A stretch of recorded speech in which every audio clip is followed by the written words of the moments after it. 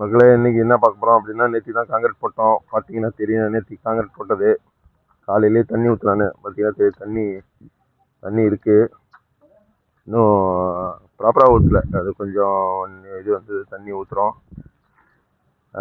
தண்ணி வந்து இந்த மாதிரி பண்டை கட்டி இதுதான் தெரியும். ஸோ க்யூரிங் பண்ணுறது வந்து இந்த மாதிரி பண்டை கட்டி ஒரு தடவை ஊற்றுறோம் அப்படின்னா அது மேக்ஸிமம் 2 days 3 days வரைக்கும் அப்படியே கிடக்கும். இதே நீங்கள் வந்து சும்மா அப்படியே ஊற்றிட்டு போனீங்க அப்படின்னா அது தண்ணி அப்படியே வலிஞ்சு கீழே ஓடிடும். இதெல்லாம் வேஸ்ட்டு. இதுன்னா ஒரு டைம் ஊற்றினோமா ஒரு 2 days அப்படியே இருக்கும், எந்த பிரச்சனையும் இல்லை.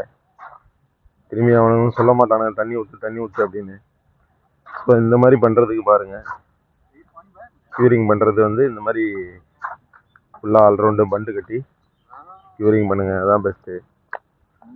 இந்த மாதிரி நம்மளை எடுத்துகிட்டு வந்து ஃபுல்லாக ஆல்ரவுண்டு போட்டு இதில் 4 கிராஸ்லேயும் இந்த லைனில் போட்டு சின்ன சின்ன பாத்தியாக ரெடி பண்ணி பாத்தி கட்டி தண்ணி ஊற்றுறதுன்னுவாங்கள்ல, அந்த மாதிரி தண்ணி ஊற்ற வேண்டியதான்.